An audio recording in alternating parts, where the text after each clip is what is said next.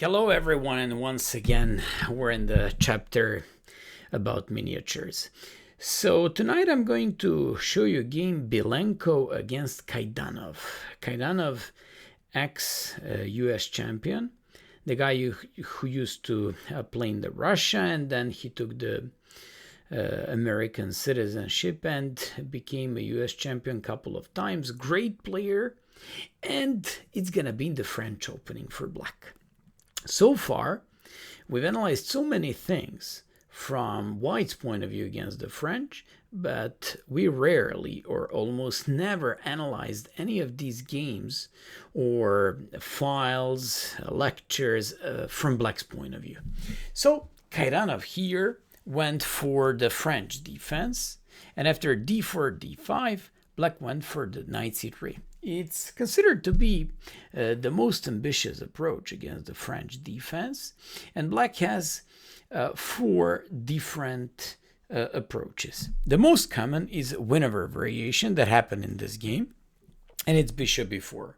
Simply, Black wants to at some point take on c3 and take eventually pawn on e4, as well as creating a threat and creating pressure against the e4 square and basically white center. Apart from bishop b4, Black can go for Steinitz variation, a very typical, more like French-like type of position. And there is like Rubinstein line d takes c4 that can happen against knight c3 and against knight e2 Tarrasch defense, as well as knight c6.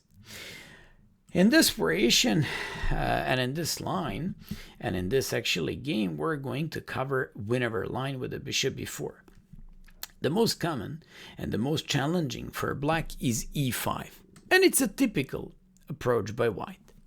But in this game, White went for the second most common option against the Winawer line, and it's e takes d5. Third one is Alekhine Marazzi gambit with the knight g on e2 that you can find on this channel, covered in one of the previous videos for White. So after e takes d5, White went for queen f3. Quite an interesting approach. This queen on f3 is considered to be a very drawish attempt by White, because first of all, this queen, yes, it does take knight f3 square, but from another point of view, queen on f3 gives a relatively good approach, since the queen on f3 defends the knight on c3, but also in some positions he's willing to go with bishop f4, or if you jump with the knight on f6, to go with the bishop g5 and to create some pressure. At the same time, he's willing to go afterwards with the long castle, and in some of these positions to go with a very interesting, even aggressive kingside approach. Here, after queen f3, Kaidanov went for queen e7. I very much like this move against, in the Winawer line, against this e takes d5 and queen f3 line, because queen on e7 now forces White to decide what is he gonna go for. So White went for knight g on e2, but instead of knight g on e2, for example, bishop e3, what can you do? Knight f6.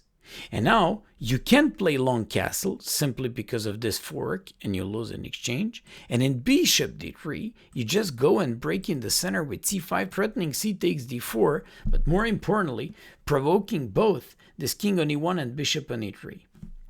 That's why White went for knight g on e2. Nothing.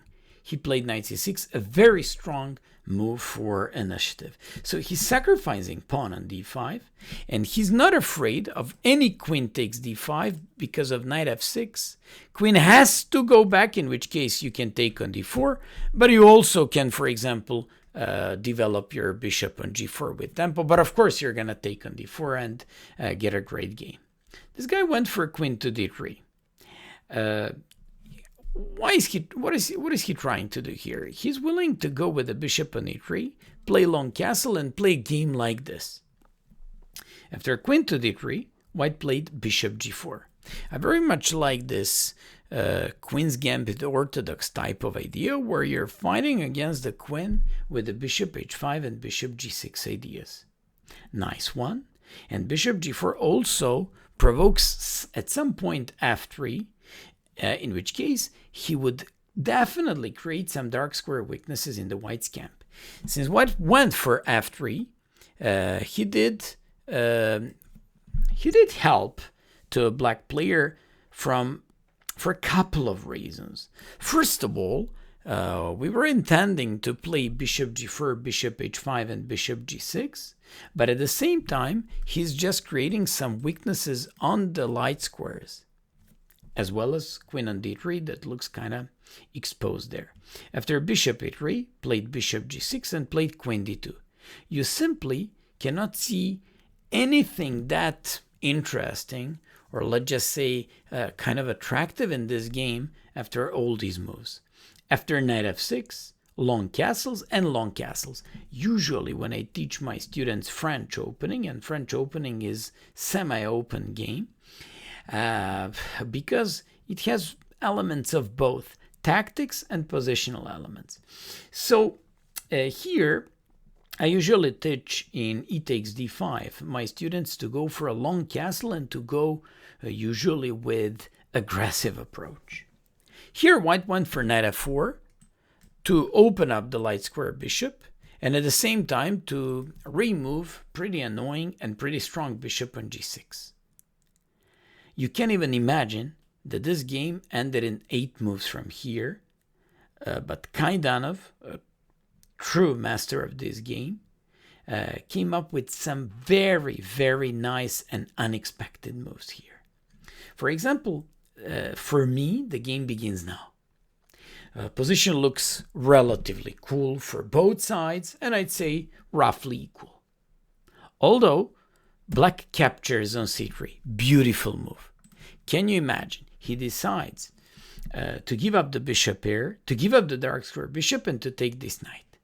What's so special about this move? The fact that the white cannot take by queen because of knight b4, and now he threatens knight a2 check with a fork, or if king b1, bishop c2, winning the game on the spot. And that's the point. So you don't have time for knight g6, simply because knight a2 might happen with a check and king b1, knight c3. If king d2, you just go with h takes g6 and the queen is still hanging, and so many things like this, rook h to e8 and stuff like that. After b takes c3, which was weak, he came up with queen a3 check.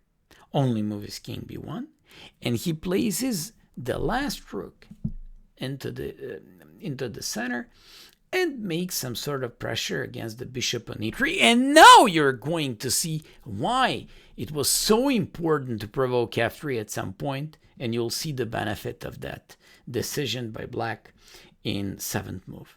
After knight g6, h takes g6. You know always that we take by h pawn, that we go towards the center, and that the pawns, being like this, g6, g7, f7, are not weak pawns. They're fine. They're solid. They're good. So in this case, after h takes g6, white went for the queen to d3. Simply, he just wants to fight with the bishop c1, a potentially weak position of the king. And the game is going to be decided in 5 moves from now. If you're willing to try out your tactical skills, pause the video and try to find the following combination. For all of you who came up with rook e3, congratulations. A nice exchange sack.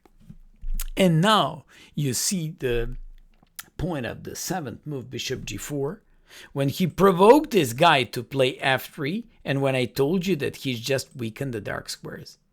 Whoever read like my system in practice by Nimzovich, he's familiar with this. So after rook takes c3, queen a3, what was the point of that move? Goes with the knight b4.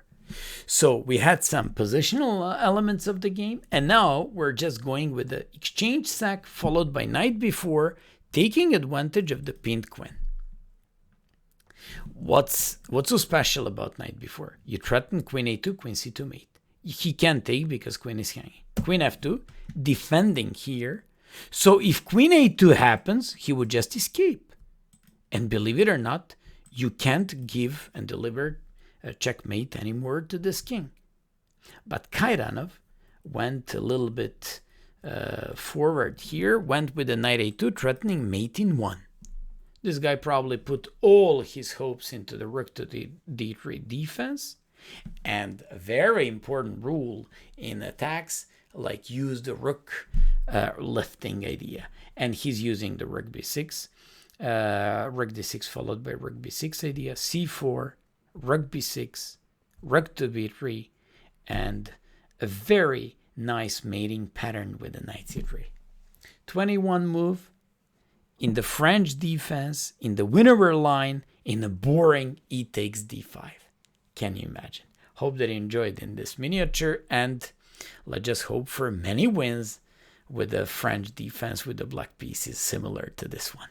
Thanks, and see you next time. Bye-bye.